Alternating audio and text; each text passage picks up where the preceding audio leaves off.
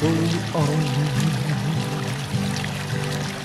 when you're rambling. Days are gone.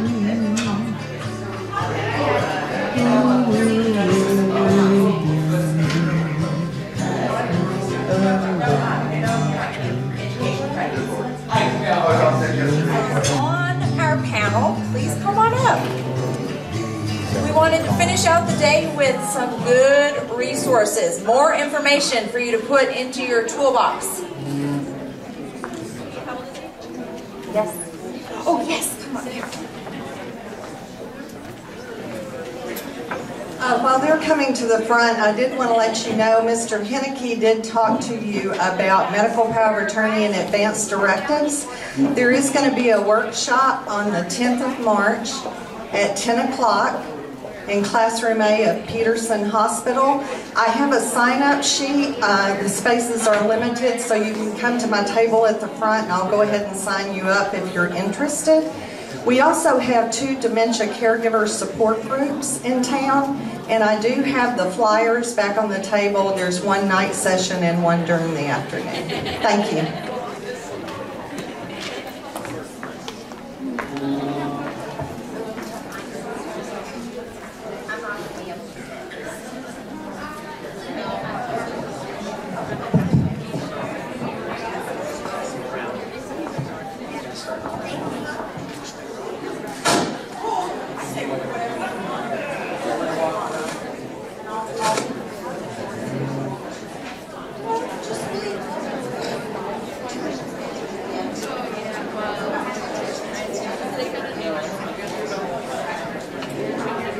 So welcome back. So we are very delighted to have 5 local resources, local individuals here who have just a wealth of knowledge and information. So what we're going to do is basically give each individual 10 minutes, however you want to do this, and share information about some of the most commonly asked questions that we get. What is home health? What pays for home health? All different kinds of questions. So at the end of this, as we are wrapping up, absolutely, if you have a question, please ask. But let's have each one of these individuals kind of share information about their business, what businesses like theirs do. And so first, we will start with Ed Marcum. Thank you. Good afternoon. My name is Ed Marcum. I'm with Senior Planning Services. We're here in Kerrville. We're upstairs, second floor of the Dietert Center in Office 204. And I'll just give you a little bit of information about Medicaid for long-term care. There's a lot of myths floating around as to you'll have to spend all your money, you'll lose your home. There's some element of truth in that if you don't know what to do up front. I have lots of families when they come in, they'll tell me about what's going on with an individual and their family, and then they'll say, now beyond that, I really don't know what questions to ask. I just know I'm confused. So I'll say, okay, let me get you started. First of all, does the individual in the nursing facility have a power of attorney? Let's get that settled first. And then I will ask them, does this individual have a medical necessity? In the eyes of Medicaid, a person has to have a medical necessity before Medicaid will even entertain an application for long-term care. The question or the answer to medical necessity can quite often be answered by the medical staff at the nursing facility. Let me give you just a little bit of history about Medicaid. Medicaid and Medicare got started back in 1965, with President Johnson. At that time, Medicaid, you had to be destitute. You couldn't afford, you could not be in a position to afford your own nursing home care. You couldn't have anyone available to take care of you. But then in 1993, that's when things changed. Congress at that time enacted an amendment to the Social Security Act. And that's what enables us today to be able to preserve assets and even preserve the home. Medicaid they have income and they have asset qualifications. Just give you some quick numbers, and then if you have questions a little bit later, we'll go into a little more detail. But for a single individual, for instance, in a nursing facility that has a medical necessity, their gross monthly income has a cap of $2,199. Now there's a way to fix that with a qualified income trust if they are over that limit. If it's a husband or a wife that's in the facility, the income cap for that family as a total, that husband and wife, is $2,980.50. If their gross monthly income is less than that, there's a very good chance that we can preserve all of their assets well in excess of the limit that they have, and the stay-at-home spouse keeps all that income.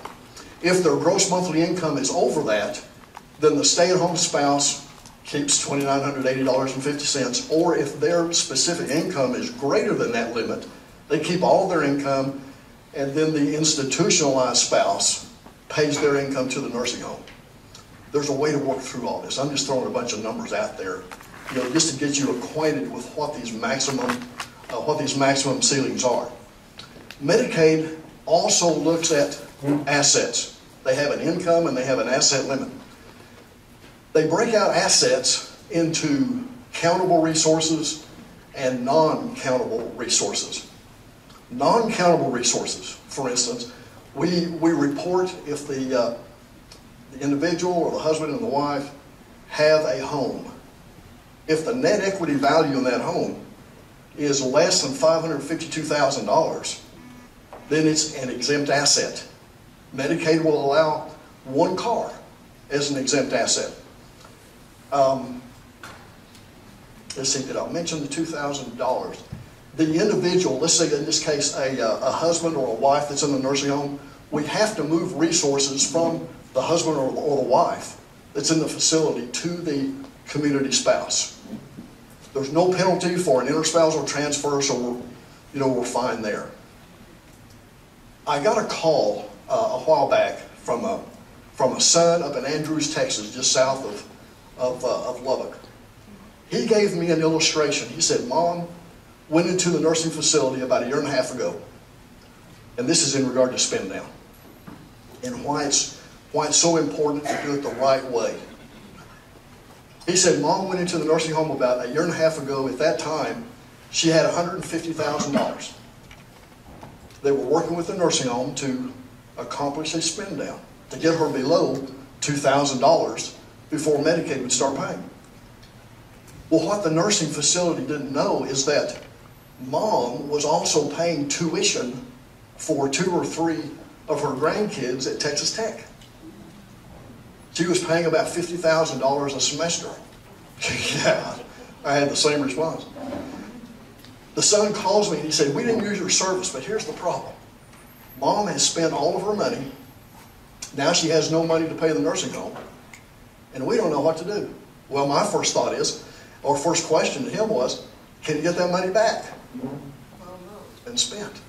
Okay, but Medicaid, when they fill out that application, a question that Medicaid asks, have you given away or transferred substantial amounts of money or property in the last 5 years? Okay? The answer to that question is yes. Okay, Medicaid denied the application because of those gifts. So now they're in a dilemma. They don't know what to do. She doesn't qualify for Medicaid. If we went back 1.5 years ago, I would have told that son, the power of attorney, let's transfer all those funds from Mom to you. Then we could have preserved about 60% of that money. Spent, $60,000 if she had $150,000. And then the balance of that $90,000 could have been preserved from spend down, and then Medicaid would have started paying. So there are avenues to work through this Medicaid maze, because again, we come in contact all the time with families that have fallen victim to myths, or someone will say, you're going to have to spend all your money. Well, they start spending it, and they don't have to. The home can be protected against Medicaid estate recovery. The state of Texas in March of 2005, started a Medicaid estate recovery program. When the individual that's receiving Medicaid benefits passes away, the state will come after that house, even though it was a non-countable resource at the very beginning. They'll come after the house. But the good news is this. The state of Texas is one of 7 or 8 states that still accept an enhanced life estate deed. The deed simply, if I could paraphrase the legal jargon, it says that as soon as mom or dad draw their last breath, then the home or the property immediately goes to whomever the grantees are on the deed. So the state has no recourse on the house. Okay, so there's a way to protect the property. Is my 10 minutes up? Getting close. Getting very close, okay. All right, so that's a quick 10 minutes introduction to Medicaid 101. Okay, so we'll have some questions with the lady. Hello, my name is Monica Knox. I am the agency director for Caring Senior Service in Kerrville. I have been with the agency for going on 5 years now. I started this business when I was 7 years old. Most people look at me and say, really, you started working when you were 7?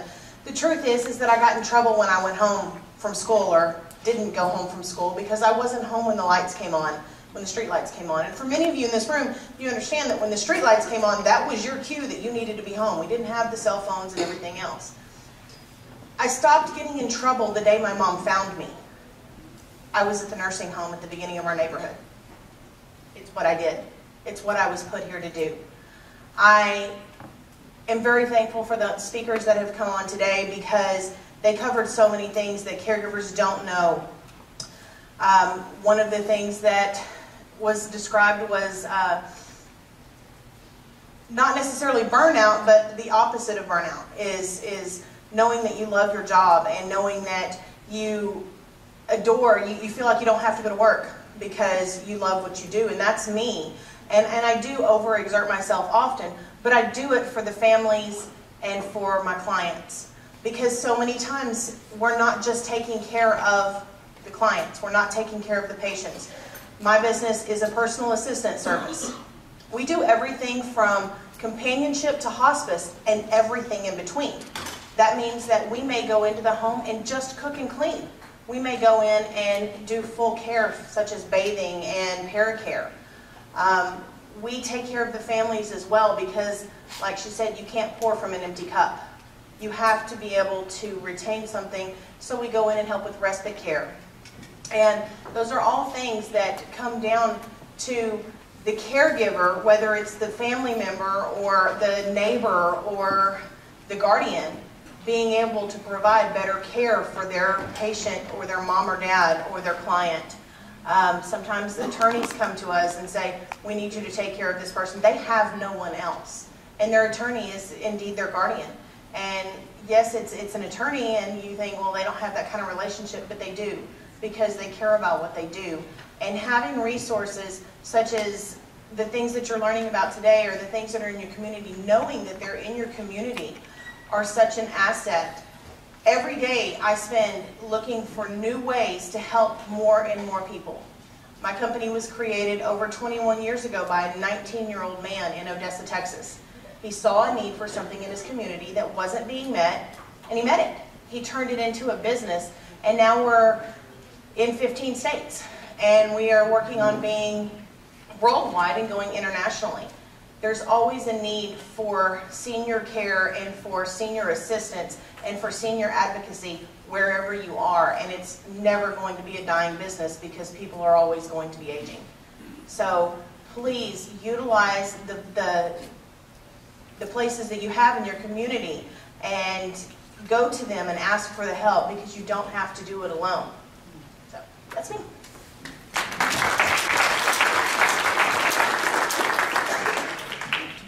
Is this on? Yes. Hi, I'm Annabelle Lindner, and I, along with Kathy Simmons, we own 2 home health agencies. Tri-County Home Health, which is our Medicare agency in alternative healthcare, which is our private duty agency. In 1965, I was working in a doctor's office. And in 1965, the doctor's office visit was probably about $7 a visit. When Medicare came in, I used to collect the $7 from the patient. When Medicare came in, I quit collecting that and turned around to a typewriter and knocked out a 1,500 insurance form and sent it to Medicare and waited for them to send me some money back.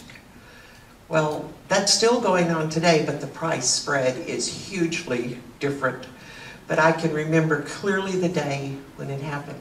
But it's been one of the best things for the elderly in this country, and there's nothing finer than the Medicare program today. Now let me tell you that in our private duty company, Alternative Healthcare, we care for patients up to 24 hours in their home, sort of like she does. So we are really a medical model. We have RNs on call 24/7. So if our aides get into any kind of problems or have any questions, they have immediate access to RNs to be able to run the problem by and see what we need to do. When you seek care, custodial care, in your home, there is not a requirement for a physician to write an order. You as the individual, you can say, I want to have that, and I'm going to pay for it. Now, if you have long-term healthcare insurance, we often go to the physician with what we call a plan of care, have that physician sign off on it, because some of the long-term insurance companies will not pay unless you have a physician who has signed off on the plan of care. So we can provide services from 4 hours to 24 hours or provide a bath visit. Our staff, we have 2 schedulers. That's all they do all day long is schedule staff into the homes, coordinate with the family members. Many of the family members that we're dealing with live in Boston or Chicago. They're away, but their loved ones are here. So it's a constant communication process, not only with the patient and the aides, but even with their families. We actually have 3 clients when we admit a patient. I still call them patients. Everybody calls them a client. The client is 1, the caregiver is 2, and the 3rd one is the family members. So we actually have 3 clients that we deal with and work with all the time. In our Medicare company, that's where Medicare pays or private health insurance pays, like Medicare Advantage or Blue Cross Blue Shield or Medicaid. However, I will tell you, Medicaid does not pay much for acute care in the home. They do some, but it's not a real big, they won't do it very often. So in the Medicare company, you have to have a physician referral. And there are specific requirements that are required. 1, they have to have had a face-to-face with the physician within the past 90 days. The physician has to be willing to sign off on the plan of care developed for them, and the patient must be homebound. Based upon that information, we can pretty much say to Medicare, we can treat this patient because they have met these 3 criteria, and Medicare pays 100% for that care in the home. It's intermittent with an end in sight. It is never custodial. Medicare will not pay for you to clean the house, wash the dishes, do the laundry. That is not what it's about. On the Medicare side, you have to be providing direct personal care. You're bathing the patient, assisting them, ensuring their safety, that sort of thing. Now, on the private side, I think we're going to get into trouble within a few years in terms of we're not going to have the caregivers to provide the care. It is a huge problem. Trying to find someone who is dedicated and cares about the elderly to go into their home and really, on some regard, be much like their family. They're harder and harder to find. So we have to find a way to provide training to these people who may be less skilled, but bring them aboard and train them so that we can have adequate staff to provide the care to people as they need it. So let's see, what else can I tell you? I love my job. The doctor I was listening to early, I have a problem. I multitask probably too much. I didn't know I wasn't supposed to be able to do that, but I'll take that into consideration. So Kathy and I have been doing this since 1997. We love our work. We're happy to help. Give us a call and we'll see if we can help you. Yes, ma'am. What is custodial care and what is acute care? You said both. Okay, custodial care is when you're providing housekeeping or companionship, that sort of thing. That truly, according to Medicare, is custodial. And if their patient is not going to improve, then they really lock it in and say it's custodial care. Whereas if they're acute and there is an anticipation and an expectation of improvement, then Medicare says, that's okay. You can bathe the patient, you can assist them with their cleaning up their work area, what we call the work area, cleaning up the bathroom, making the bed, that sort of thing. But you can't be cleaning their house and doing it. So really what it comes down to is there going to be any change, and is that patient going to get better and no longer need that care? Does that help? And we also provide care for our veterans. There's nothing greater, and we're so fortunate to live in a community that supports our veterans. They're awesome, and we have had the best history lesson in our lives when we go into their homes and take care of them. So, thank you very much.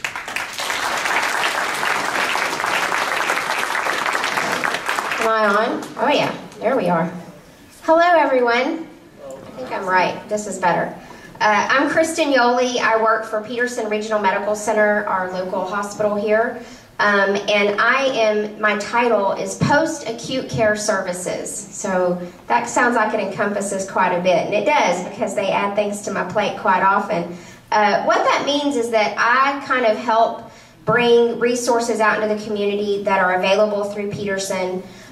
One being our home care, of course, and along with that home care, we really, our home care side has been in business since 1987, and we are a not-for-profit home care along with our hospice, many representatives here from that, and we also have what is called a transitions and palliative team that really creates a continuum of care when you leave our hospital, and that's our hope, is that when people leave the hospital, we're an extension of that hospital care out into the home.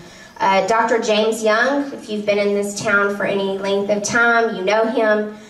He is the medical director of our home care and our hospice as well. So his philosophy on aging and caring for the patient is bar none the best that I've ever seen. So I'll expound a little bit on what Annabelle said regarding the home care side.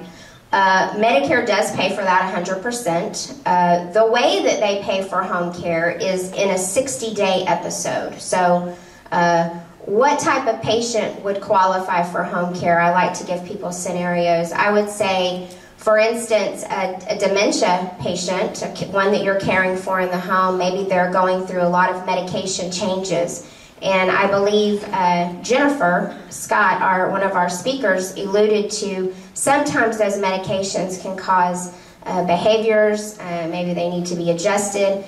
Nursing can come in for a short duration of time and assist with that adjustment of medication, because how many of you, when you call the doctor's office, you get to talk right to the nurse and you never have to leave a message? Yeah, no, you don't.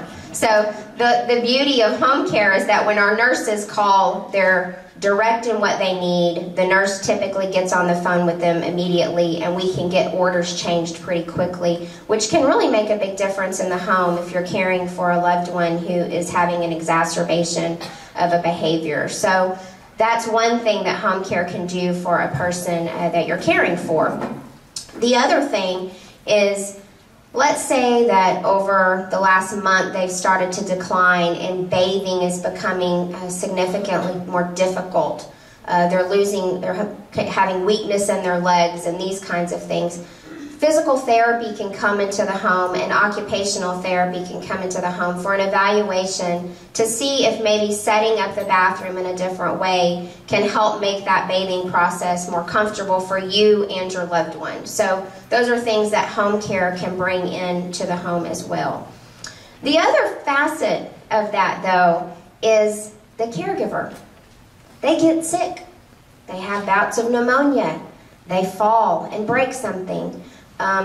They have certain medical conditions that need help. And what happens when that caregiver all of a sudden has been in the hospital for a couple of days and they come home and they're not quite up to par, but having them go to a nursing facility isn't really a good answer because now they have their loved one who's got dementia back at home that they really need to be with.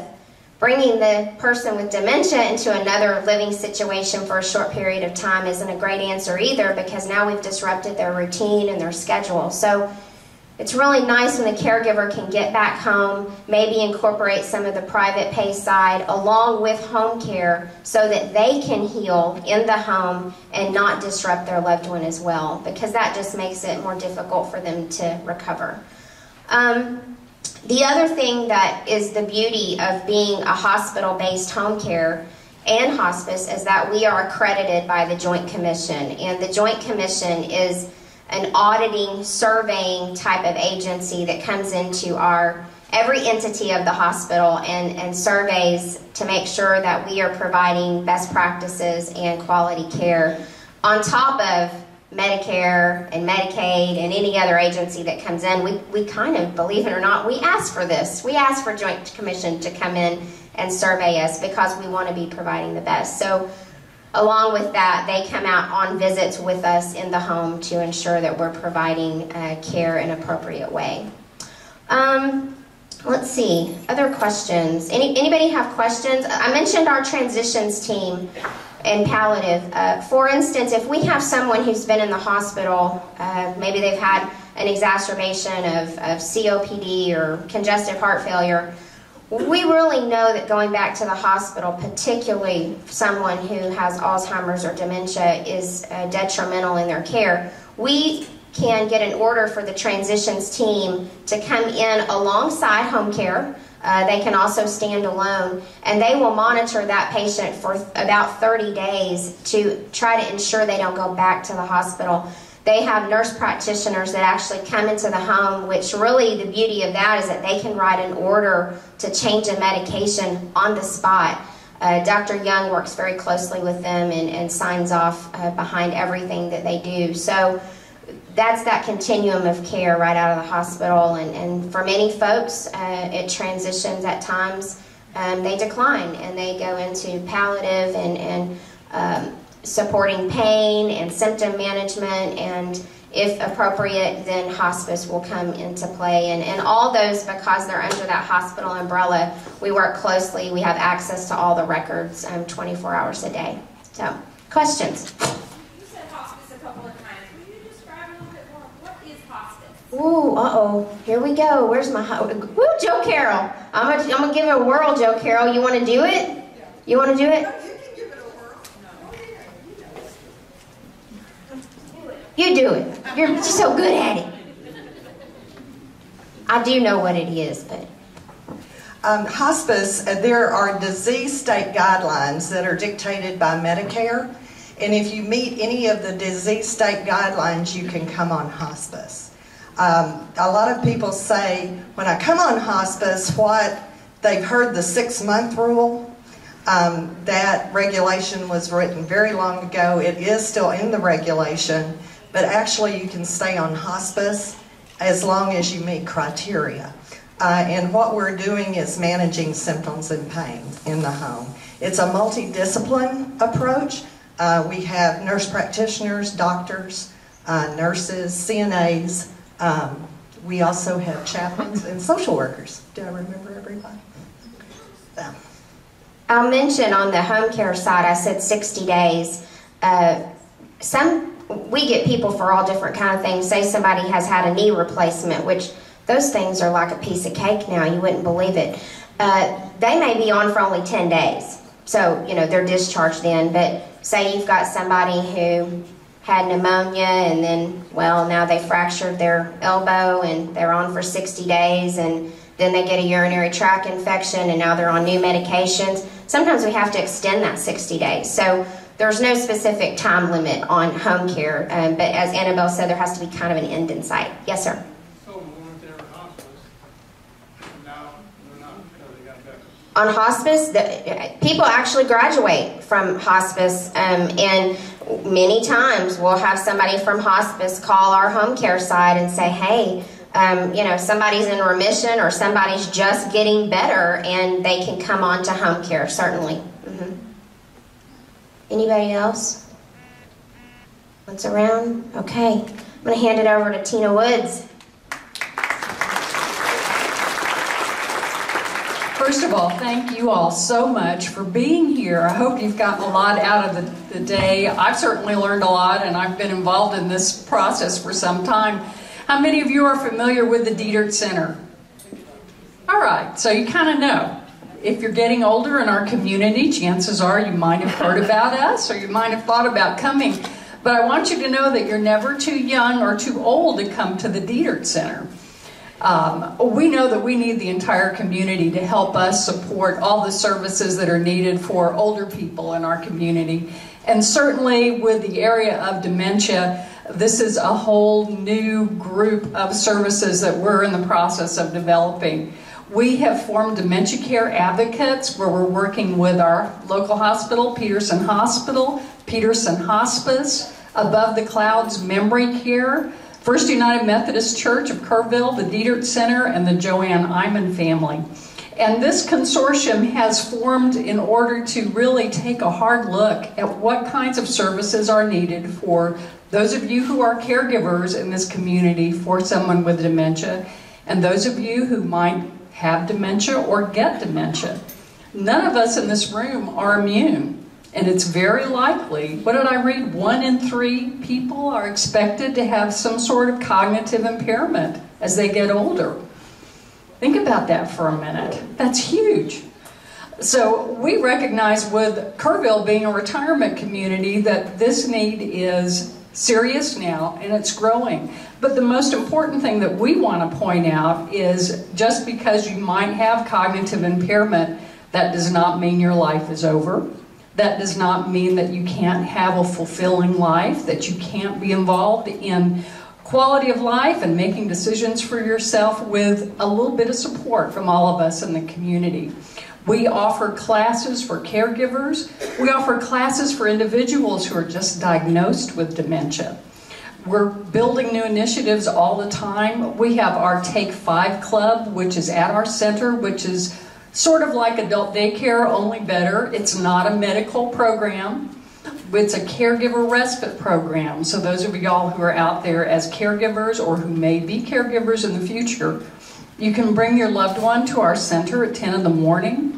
We have exercises, activities. Mary Amburn is our coordinator. She's a retired RN, but there's nothing retired about Mary. And then they're ready to go have a hot lunch, and they're ready to go home at 2 o'clock in the afternoon. It's caregiver respite. Y'all need to take that time for yourselves. We have a caregiver resource center. We offer caregiver support groups. We have dementia caregiver support groups through Peterson Hospice. A whole variety of things, medical equipment lending, emergency response devices, several things that are available for your help and support to make that quality of life for your loved one the best that it possibly can be. We really feel strongly that we are a community that can take care of our own. We want to do that. We want to know what your needs are. We have available services for you to come in and access a whole variety of services, equipment, you name it. So please avail yourself of the services of the Dietert Center. If we don't offer it, we can find everyone in the community who is available to support you in your effort, and we hope you will definitely take advantage of those services. I think what Jenny do, we want to open it for questions for our entire panel. At this point, do y'all have any questions? Yes, sir. Just have a question on Medicaid.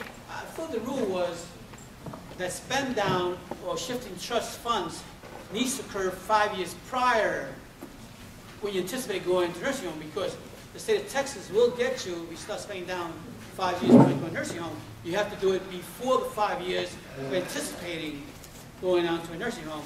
And the other one is there is a spouse impoverishment clause in Medicaid that the state will not impoverish you as a spouse because you have a spend down problem. Okay, I think I followed that.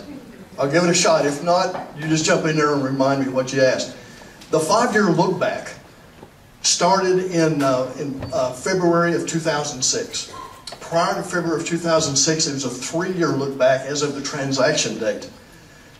On the application for long-term care, one of the questions is, have you transferred or given away substantial amounts of money or property in the last 5 years? Now, Medicaid in their handbook, they don't define substantial. Over the years, I've just kind of drawn the line at $5,000. So looking back 5 years as of the date of application is where we, okay, you know, if they've given away houses or, you know, properties and things like that. In regard to, you asked something about a trust.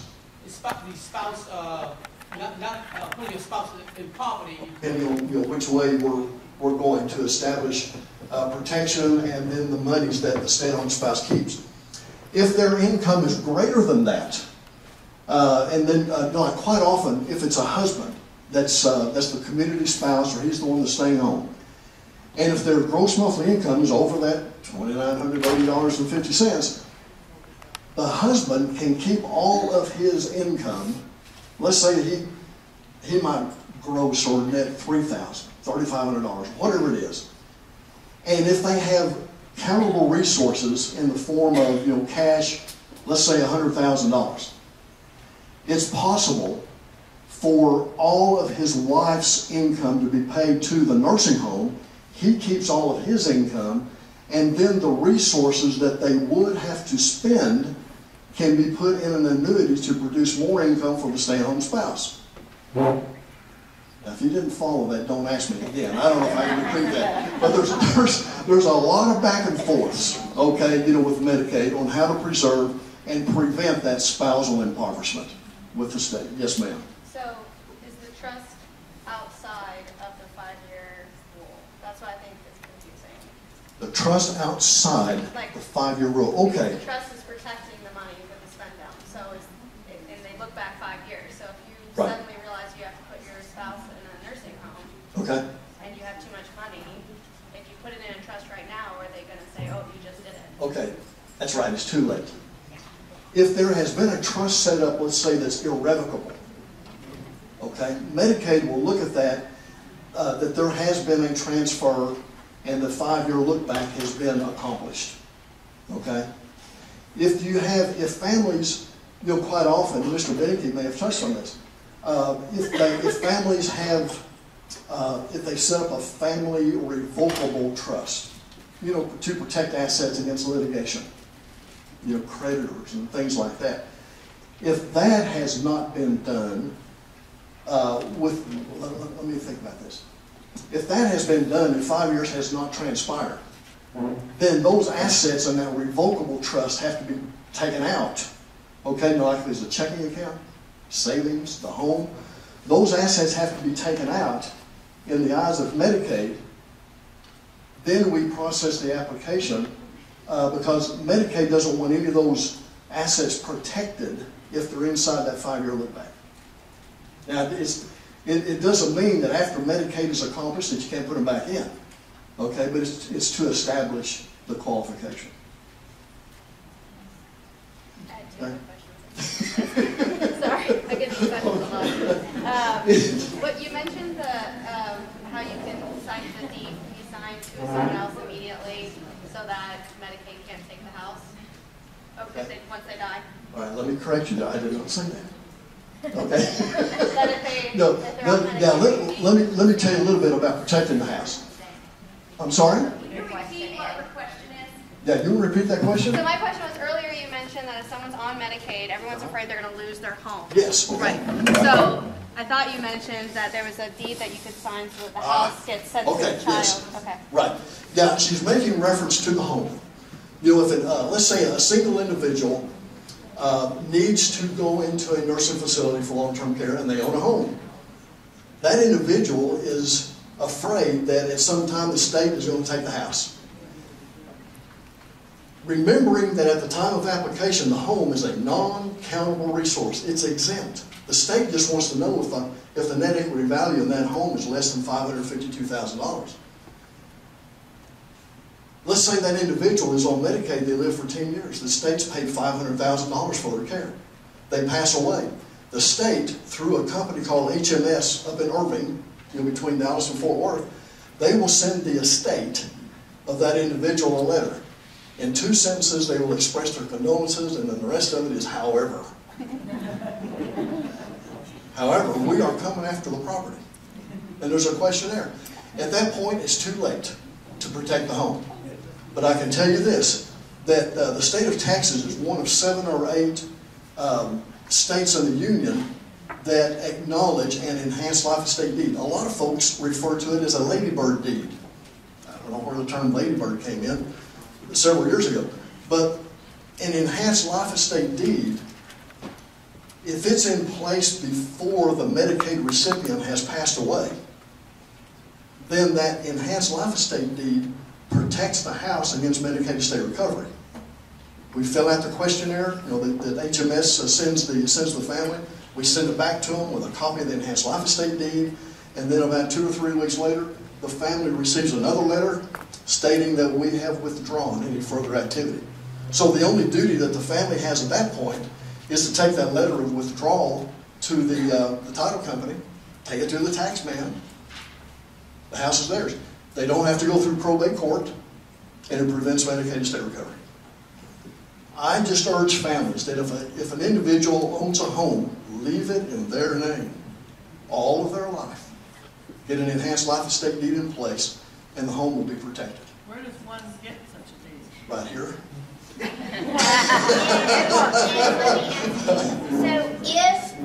Whoa, now I'm yelling. You talk about the deed. Yes, ma'am. Mama is in the nursing home and she's imminent in the next few hours. What if Mom's not with it to sign it? Okay. Getting back to one of the first questions that I asked the family when they come in to talk to us, do you have a power of attorney? If there's no power of attorney prior to Mom, her health waning, well then the only other option is a guardianship.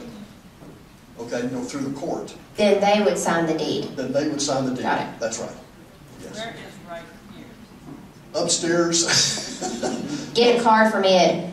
Yeah, it's upstairs in the Dietert Center, 204. Folks, let me remind you one thing. I am not an attorney.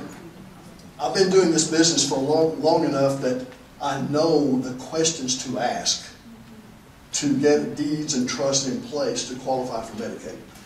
But I work with attorneys, to make all this happen on the deeds and the trust. Okay? I don't want to portray myself as an attorney because I am not one. How much do your services cost? It varies.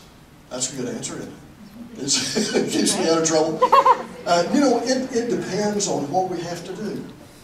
Typically, on the average, it'll run the cost of it in a nursing home for 4 or 5 weeks.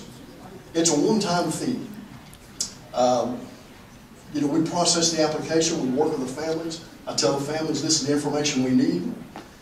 We work with the families in the first annual reinstatement. Medicaid sends out these questionnaires every year. And we work with them through at least the first one. If Medicaid does not go the direction that we think they should go, we will appeal and go the appeal process. Okay, but we stay with the family the whole time. Anyone else? Hands just pop up real quick and then they go away. For anyone else on the panel, any other questions? Yes. We're winding down today. I wanted to just kind of add a caveat. Annabelle had stated about how caregivers were really hard to find. My company is a private pay company. We don't take Medicare, we don't take Medicaid because the difference between us and home health is that we are a non-medical service. Meaning is what we do is take care of the active daily living needs of our client or patient. We cannot, however, do anything medical. We cannot give them medication. We can remind them it's time, but That's where our line stops, and that's where we have to walk hand in hand with home health and hospice. We are not in competition at all. We are actually a team providing the best care. So if you guys know anybody that has a caring, compassionate soul, what we're asking people to do when we're asking them to come to work for us is to walk into someone's home and fall in love with them. And you can never get paid enough to love someone, and I'm asking them, my employees, to treat these clients like their family members. I want them to treat my client like they would treat their grandmother or their grandfather or their mother or father. And that's how I act when I go into their homes as well. And that's why it takes such a toll on every caregiver, because when you give so much of yourself and ask nothing in return, yeah, we all want a paycheck at the end of the day, but the truth is none of us could ever be paid for what we do for what we're worth. And what we have to take away from it as caregivers, and what we have to ask of our employees, is that we're asking you to take away the fact that when you go home at night and you lay down in bed, you know that you changed somebody's life or you made it better for that moment. And that's what being a caregiver is completely about.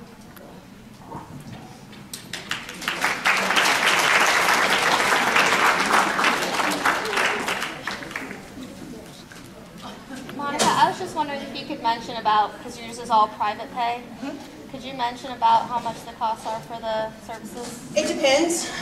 Some other companies, The cost. she wanted to know what the cost was for the services. We cover a 40-mile radius. At my company, our fee is dependent on where the client is. 15 miles of my office is considered a local client. Anything outside of that, our costs range anywhere from $20 an hour to $25 an hour. And the reason that I have the different cost increments is because, unlike some other companies, if it's outside of a 15-mile radius, I actually pay my caregiver to go out there. I not only am paying them for their time, but I'm paying them that extra mileage and wear and tear and gas on their vehicle, because I want to provide care for that client outside of that 15-mile realm. My cost is all-inclusive, whether it's days, nights, weekends, holidays, it doesn't matter. Whether I'm going in and watching General Hospital with her at 3 o'clock, or I am full care and doing everything from cooking, cleaning, bathing, feeding, everything, that cost isn't going to change for that client, depending on their need. Monica, do you have a minimum time? We do have a minimum of 4 hours per shift. That can be 4 hours once, that can be 4 hours once a day, once a week, once a month, all the way up to 24-hour care. We have a team of 4 caregivers when we have a 24-hour client, 2 day and 2 night, and they rotate days off so that they can have every other weekend. They can still spend time with their families and still provide care and provide a living for themselves as well. The reason that we ask a 4-hour minimum is because I'm asking that caregiver to go into this home and dedicate that block of time for only that client, so they're not worried about trying to rush out if they're getting paid an hour at a time to hurry up and get to another client's house. Any other questions? Okay. Thank you guys so much for having us up here. I know that it's very important to us to know that we all have a passion for what we do, and we all live and breathe our businesses, and to be able to share that with other people who are curious or that we can help actually just makes our day better every day. So. Thank you to our wonderful resource panel, and we don't want you to leave without coming by. We have some gifts over here for each of you, so please don't leave without getting your gifts. I just wanted to step in really quick before I turn this over to Meg Barron, our Executive Director. It's open. I wanted to just take a minute again to thank all the people that have helped us put today together. I want to thank all of our speakers who've already been a part of the panels and the individual presentations, all of the volunteers, again the committee that helped us put this together, and the wonderful Schreiner community volunteers that showed up today and have been phenomenal at registration and just helping us through everything. As big thank you to the Schreiner University team, to Becky and Tammy and all of their team, who I don't have everybody's names down, but they have done a remarkable job at Schreiner University of hosting us, and we really appreciate that group. I want to also thank all of our sponsors again. River Point of Kerrville, Visiting Angels, MMD Wellness Group, Wellness Tech Solutions, Edgewater Care Center, Gentiva Hospice, Tri-County Home Health Agency, Dietert Center, Peterson Hospice and Peterson Home Care, and again the Hal and Charlie Peterson Foundation.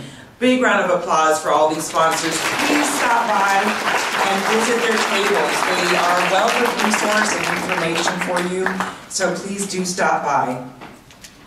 One more reminder, and that is that we have online a great number of free online classes at www.alz.org,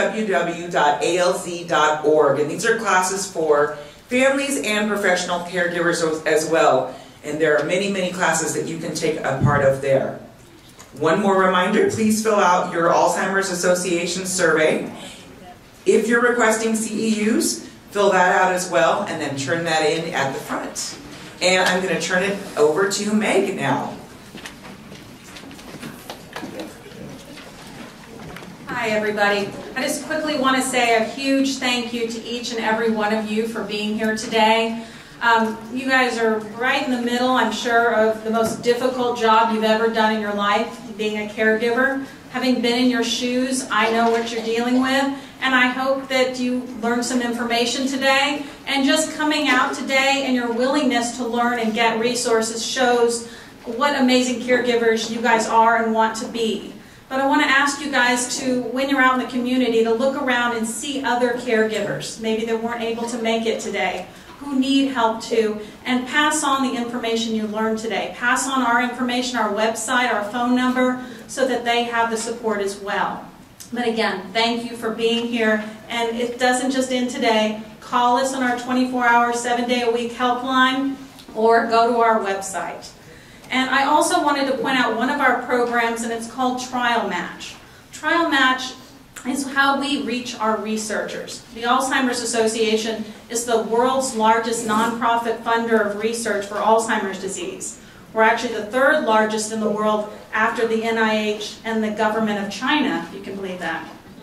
But right now, research is so important, and we need volunteers who are willing to be involved in that research project. So we have cards over there. It's easy, it's free, and it's the only way we're going to find a cure to this disease. So please be a volunteer. It doesn't mean you're going to travel down to San Antonio to a hospital or fly to somewhere. It could be in your home, on a computer, on the phone. It could be a researcher just calling up, asking questions to you about being a caregiver.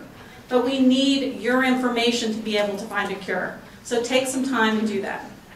And lastly, I just want to say, I get to come here at the end of these and wave and take all the credit for all the work, because I didn't do anything. But I do love to wave. But I just want to thank, I have an amazing team, Ginny, Christina, who put this on, to thank them, because they're hardworking, and they also have personal connections to this disease. So thank you guys, and thank you again for being here.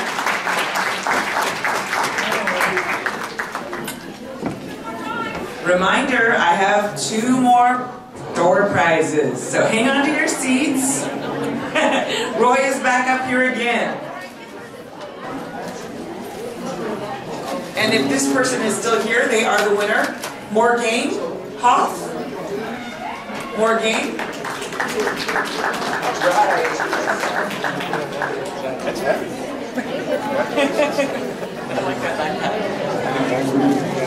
Yes. And my final door prize is from Peterson Home Care. I love this one. An Amazon gift card from Peterson Home Care. I see a lot of hands waving.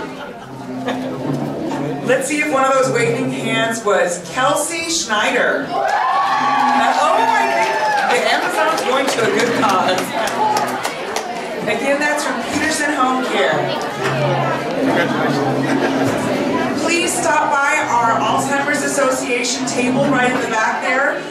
Roy and myself will be back there to help out and answer your questions.